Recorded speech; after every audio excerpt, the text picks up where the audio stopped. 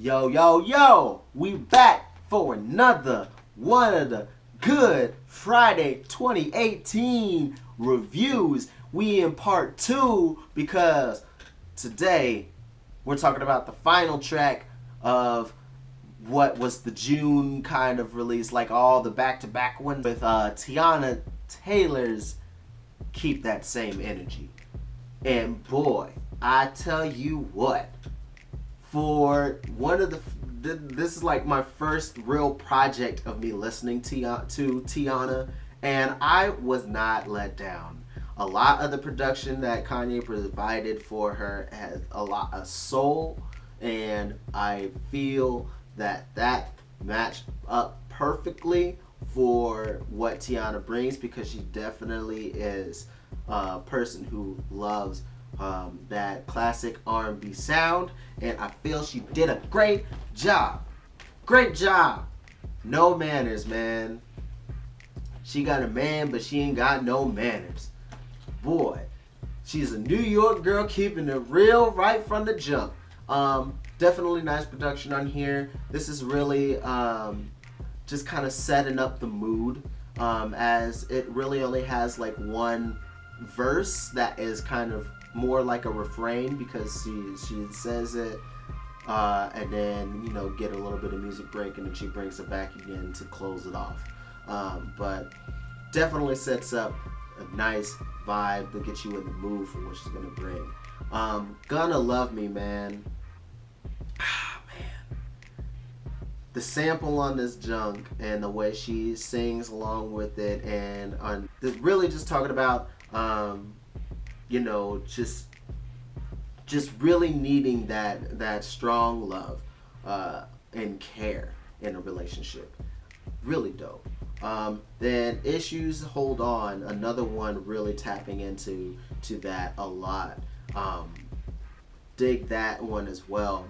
Hurry with Kanye is a little bit more on the sexual side, where, you know, saying hurry and you know, hurry home, I'm gonna hurry to you until we can, I've been wanting you, I've been wanting your body, and just kind of really you know, needing that love in an intimate way.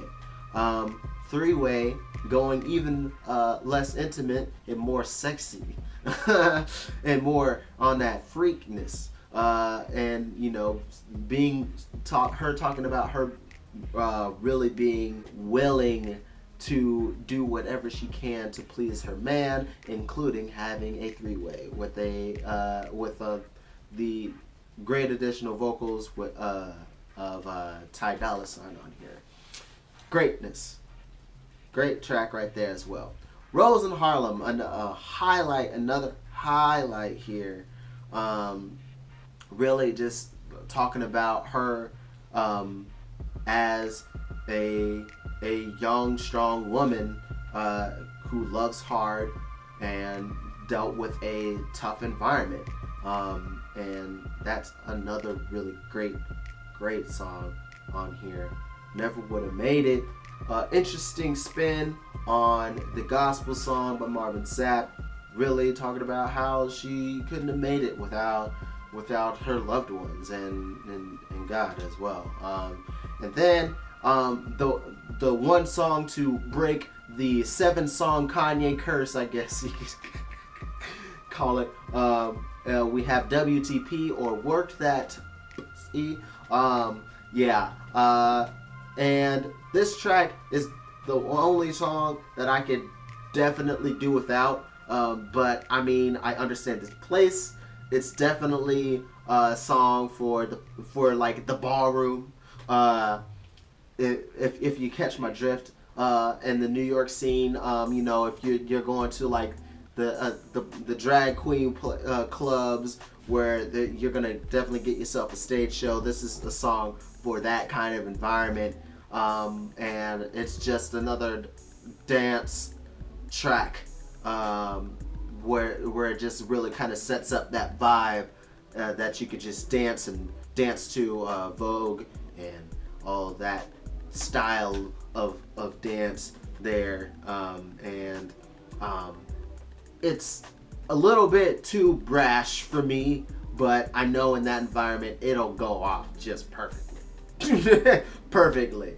But overall, this whole project, you know, if I take off the last one, is definitely one that I can repeat over and over again, enjoying some really good R&B, because I tell you, man, R&B is really coming back a lot with some more of that soul it used to have, instead of being a little bit too focused on just I'm gonna sex you up in even more brash terms. The love is really getting brought back into R&B instead of just the sex being put into R&B. But yeah, Teyana definitely had a strong project. I'm sorry that the project didn't necessarily come out the way you wanted it, because if you did not know, the the samples that were originally in these songs weren't cleared, and so they were reworked for it to be released on the date that Kanye promised it would come out on. So maybe eventually, if they get the sample clearances, it's said that Teyana will probably put them in the music videos for the songs. That way they can be presented in the way that she originally wanted them to be, you know, given to us. But what we do have is still a very strong, solid project, and I definitely recommend it to anybody who digs some real R&B. If you dig, like, I'd say like some Beyonce, some Neo, shoot, maybe like even something like old Usher, stuff like that. Shoot, people like Tweet. Like, I'm taking it back to like some 90s, late 90s, early 2000s type of R&B right here. But with a little bit of the modern twist on it too with the production. Digs it a lot. Highly recommend it if you like some R&B music. But yeah, that's it for me. So much love, peace.